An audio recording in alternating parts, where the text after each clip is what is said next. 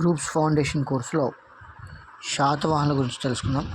శాతవాహనుల యొక్క మూల పురుషుడు శాతవాహనుడు, వంశస్థాపకుడు శ్రీముఖుడు, గొప్పవాడు గౌతమిపుత్ర శాతకర్ణి, చివరివాడు మూడవ పులోమావి, కవిరాజు హాలుడు, ఎక్కువ కాలం పరిపాలన చేసిన రాజు రెండవ శాతకర్ణి, దాదాపుగా 56 సంవత్సరాలు పరిపాలన చేశాడు. కన్నడలో శాలివాహన అంటే రైతు అని అర్థం. ఓకేనా. సో ఈ శాతవాహనుల రాజధాని వచ్చేసి కోటిలింగాల, జగిత్యాల జిల్లా. ప్రతిష్టానపురం ఇది పైఠాన్ మహారాష్ట్రలో ఉంటుంది. సో ధాన్య కటకం ఇది అమరావతి ఏపీలో ఉంటుంది. సో రాజభాష వచ్చేసి ప్రాకృత భాష. కుంతల శాతకర్ణి కాలం లోపల ఇది రాజభాషగా మారింది. రాజలాంఛనం సూర్యుడు. శాతవాహనుల మతం, రాజులేమో వైదిక మతాన్ని అవలంబించారు, రాణులు బౌద్ధ మతాన్ని అవలంబించడం జరిగింది. ఓకేనా. సో వీళ్ళ కాలంలో, శాతవాహనుల కాలంలో ప్రముఖ విదేశీ యాత్రికుడు మెగస్తనీస్. శాతవాహనుల చరిత్ర ఆధారాలు చూసుకున్నట్లయితే పురాణాలు 18. వీటిలోపల మత్స్య పురాణం 30 మంది రాజులు శాతవాహనులు అని చెప్తుంది. 450 సంవత్సరాలు పరిపాలించారని చెప్తుంది. వాయు పురాణం 17 మంది రాజులు కలిసి టోటల్గా మొత్తంగా 300 సంవత్సరాలు పరిపాలించారు అని చెప్తుంది.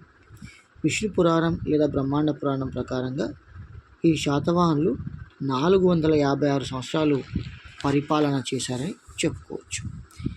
సో వీళ్ళ నాణ్యములు చూసుకున్నట్లయితే ఫస్ట్ నాణ్యాల అధ్యయనాన్ని న్యూమిస్టమాటిక్స్ అంటారు. సో శాతవాహనుల నాణ్యాలు ఎక్కువగా సీసంతో తయారు చేయడం జరిగింది. సీసము, రాగి, పోటీన్, సీసము ప్లస్ రాగి కలిసినటువంటి వెండితో నాణ్యాలు తయారు చేయడం జరుగుతుంది. సో బంగారు నాణ్యాలని సువర్ణాలని పిలిచేవారు, వెండి నాణ్యాలని కర్షాపణాలు అని పిలిచేవారు. సో ఇక్కడ ఒక ఇంపార్టెంట్ పాయింట్, ఒక సువర్ణ నాణ్యం ఈక్వల్ టు 35 కర్షాపణాలు నాణ్యాలుగా చెప్పుకోవచ్చు. ఊడ, తెరచాప గుర్తుగల నాణ్యాలను యజ్ఞశ్రీ శాతకర్ణి వేయించడం జరిగింది. ఉజ్జయిని పట్టణ గుర్తుగల నాణ్యాలను మొదటి శాతకర్ణి, గౌతమిపుత్ర శాతకర్ణి కలిసి వేయించారు. ఓకేనా. సో ఈ శాతవాహనుల యొక్క టంకశాల కొండాపూర్ సంగారెడ్డి, గతంలో మెదక్ జిల్లాలో ఉండేదని సోమశేఖర శర్మ మల్లంపల్లి గారు చెప్పడం జరిగింది. ఓకేనా. సో ఈ కొండాపూర్లోనే టైబీరియస్ కైసర్ గుర్తు, ఇది కంఠాభరణం లేదా కంఠాహారంగా దీన్ని గుర్తిస్తారు. సో కంఠాహారం మనకి కొండాపూర్లో దొరికిందని చెప్పవచ్చు. శ్రీముఖుని నాణ్యాలు లభించిన ప్రాంతాలు చూసినట్లయితే కోటిలింగాల, పెద్ద బంకూరు, ధూళికట్ట. ఓకేనా. సో శాతవాహనులకు చరిత్ర ఆధారాలైనటువంటి శాసనాలు చూసుకున్నట్లయితే శాసనాల అధ్యయనాన్ని ఫస్ట్ మనం ఎపిగ్రఫీ అంటాం. శాతవాహనులలో శాసనాలు వేయించిన తొలి రాజు కన్హుడు. శాతవాహనుల శాసనాల మీద వాడినటువంటి భాష బ్రాహ్మీ లిపి అని చెప్తాం, లేదా ప్రాకృత భాష అని స్పష్టంగా మనం చెప్పుకోవచ్చు.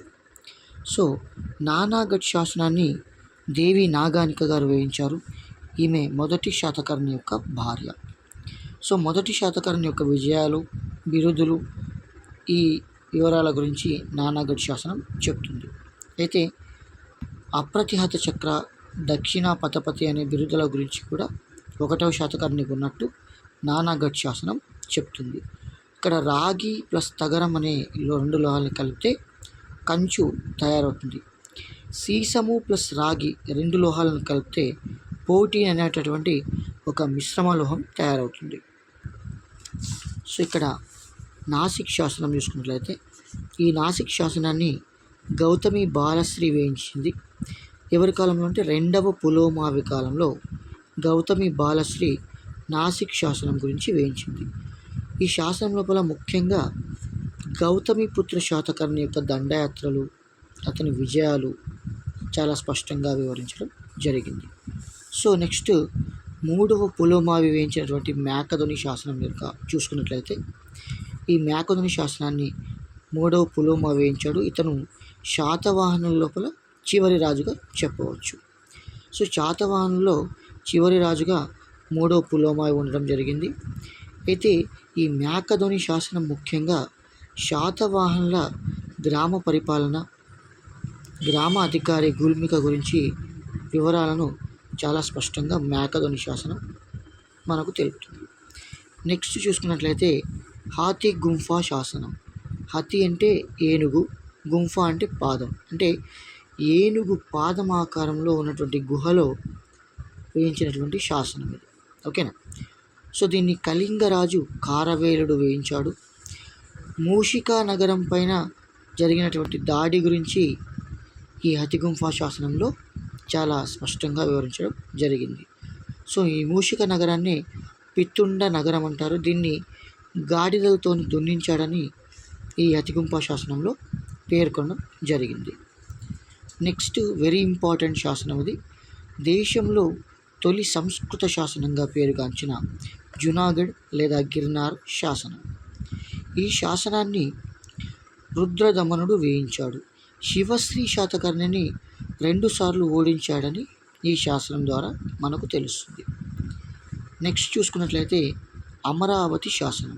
దీన్ని 2వ పులోమావి వేయించడం జరిగింది. తొలి తెలుగు పదమైనటువంటి నాగబు అనే పదము అమరావతి శాసనంలో కనబడుతుంది. నెక్స్ట్ బట్టిప్రోలు శాసనం. కుబేర నాగుడు ఈ బట్టిప్రోలు శాసనాన్ని వేయించడం జరిగింది. శాతవాహనుల పట్టణ పరిపాలన తెలిపే నిగమ సభల గురించి వివరాలన్నీ కూడా బట్టిప్రోలు శాసనం చెప్తుంది.